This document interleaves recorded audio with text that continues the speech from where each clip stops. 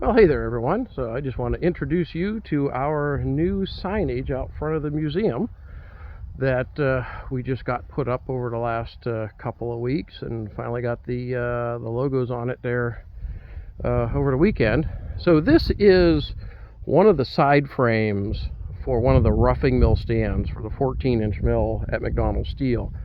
It's actually had 16-inch rolls in it. When we were doing our salvage work over there, this thing was over in the weld shop because it was pretty well worn out, and so they were doing a lot of weld repair to it. When I first saw it, I thought, like, oh my god, we got to have this. This would look great as a sign out front, and it actually does. We were also able to find 2 short lengths of mill shoes, and brought all this over here and just set this up. Now it's just sitting on the ground right now. Probably next summer we'll come out here and dig down here and put a concrete foundation and then mount it on a concrete foundation. But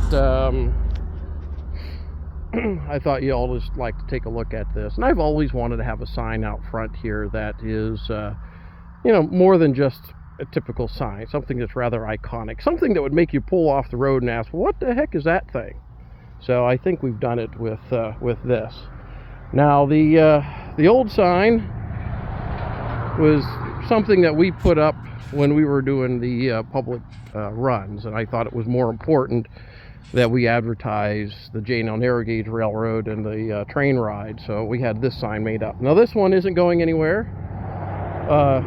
It too will be put up somewhere on the property. There's 2 sides of that, so we may stick them on either side of this container once we get the painting done on this, and then maybe find a permanent spot once this container goes away. So you may ask, well, why are we J&L Narrow Gauge Railroad and then also Youngstown Steel Heritage? Well, the name of our organization, the official name, is Youngstown Steel Heritage Foundation, and that and the name of the entire site is the Youngstown Steel Heritage Museum. Well, the J&L Narrow Gauge Railroad is a separate program within the museum, and I wanted to kind of give it its own identity back when we were focusing a lot on the railroad itself.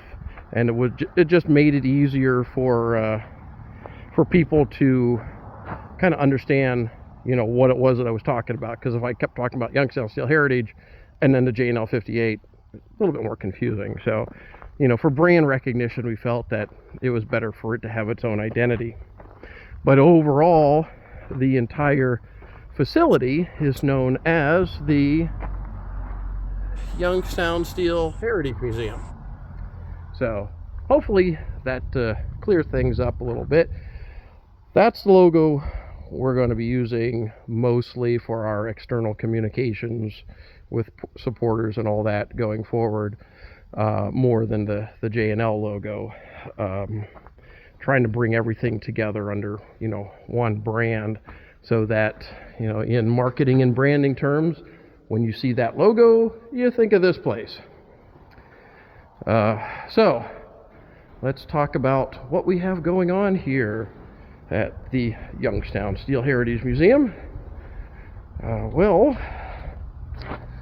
the scale house, the Youngstown Steel scale house, we just got done needle scaling all the old paint out of the interior of this, and our good volunteer Mike went through and primed it yesterday. And then it will soon be getting the kind of a green color to it. And another thing that we're working on is that, but no, we'll talk about that later. Oh, here's the other thing. Look at this. We have concrete here now. So we just did this floor. Oh, was it a week ago? Week and a half ago? I've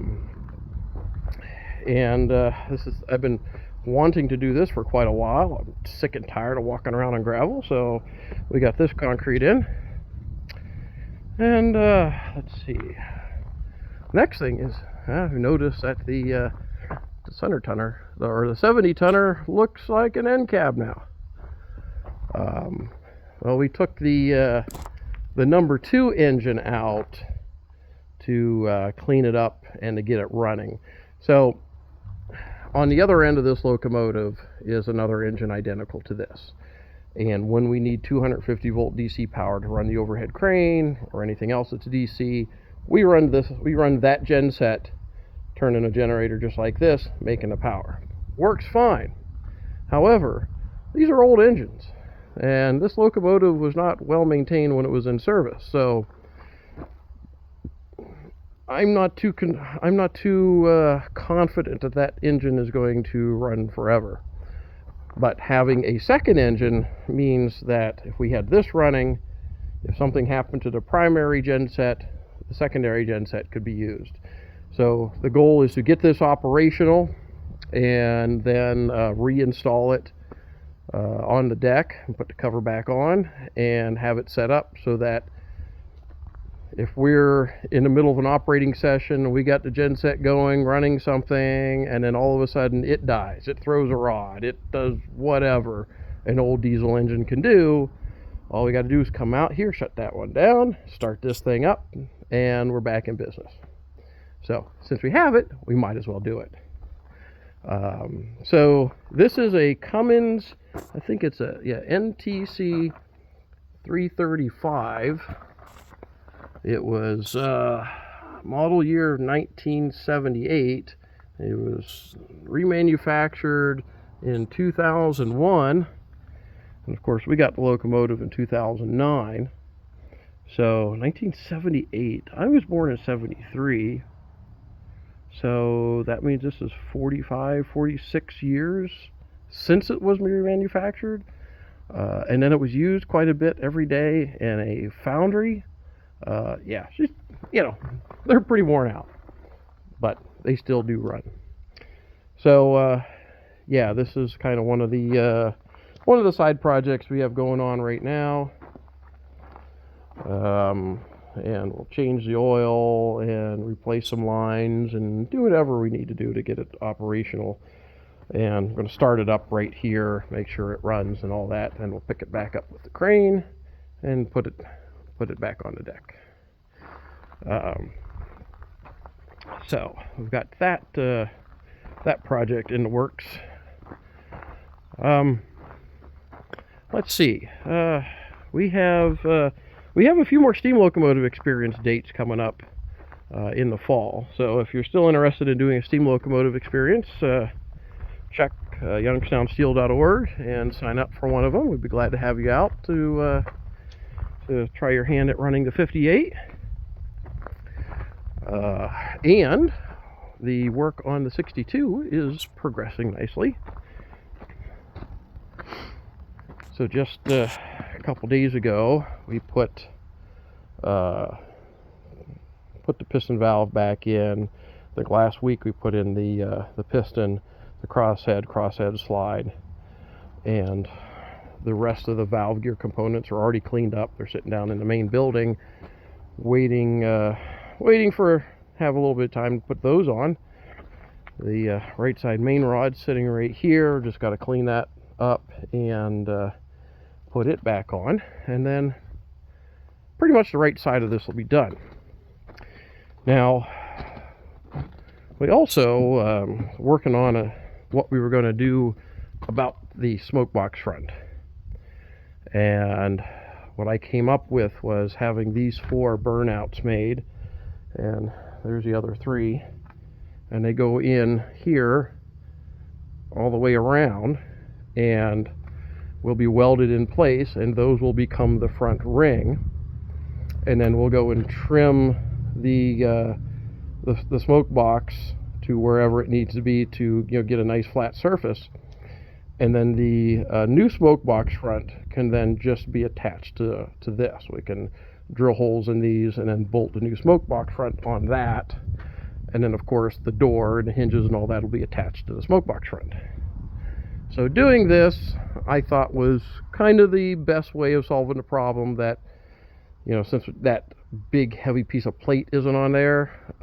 We had to do something to put a front on this, and this is pretty close to what the many of the other builders would do. They would have a cast or a flame cut ring that would be attached to the smoke box, and then you'd attach the front to that. So hopefully that'll work out. We'll start working on that fairly soon. And then we also have the left side of the locomotive that needs some attention. I'll tell you what, this locomotive is like the best condition of any steam locomotive that I've seen. We're just taking the parts, cleaning them up, wire wheeling them, painting them, and putting them back on. I don't think anything on this really needs to be replaced aside from occasional fasteners and all that. Most of the wear on it is not from wear, is from when it sat out and got water in certain areas. Like even the crank pins, they polish up real nicely. Every other boiler that we have has some corrosion here, and then you can see a little bit here, but nowhere near as bad as some of the others. And that was because the asbestos jacketing came down to here, and then the sheet metal on top of it, and there was a piece of angle that came across. So any water that got in the cab just came down and just soaked this area, and then it would corrode it over time. Well, I mean, because of how thick the plates are on these boilers, it really didn't cause a problem. We're still beyond the minimum thickness, but it's still, it doesn't look the best having all that corrosion in that area. And this one here, of course, is 225 psi, so this is a 3/4 inch sheet instead of 9/16 like on the rest of them. So this one here is even that much more metal in there that gives us a 6.3 factor of safety on this boiler. Yeah, unbelievable.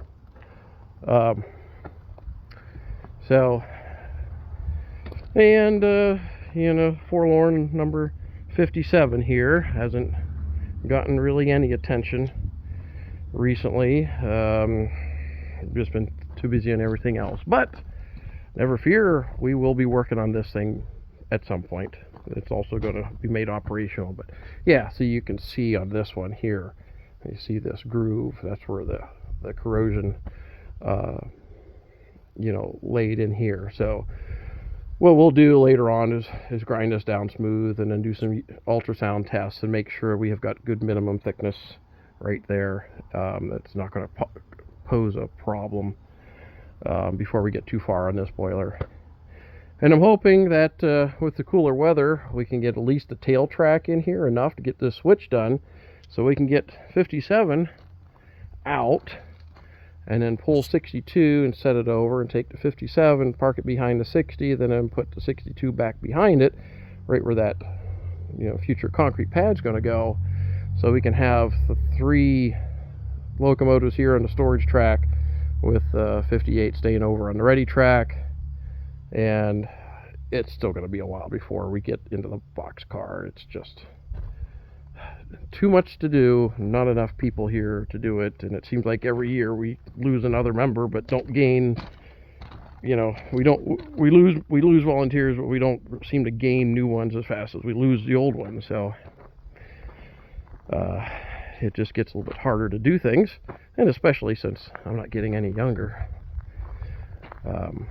But looking at this here, I never thought that we would have the recreation of a typical steam shop facility for a short line, and that's just exactly what we've got going on here. We got tracks full of locomotives that need work in various stages of repair, and a single stall engine house, and little engine foreman shanty. It's like it was all unintentional, but it really is turning into a narrow gauge engine facility. I love this work here. I've got the best job in the world. I get to play with this stuff all the time, surrounded with good old pieces of American iron. You know, big stationary steam engines, steam locomotives, old diesels. You know, it's this is the best place. I'll be here as much as I can as long as I live. And all of you need to come out here too. I'm not just doing this for my own fun and enjoyment. Put down the phone and drive to Youngstown. You'll be glad you did. All right, everybody, I'm going to go back to work. Happy Labor Day.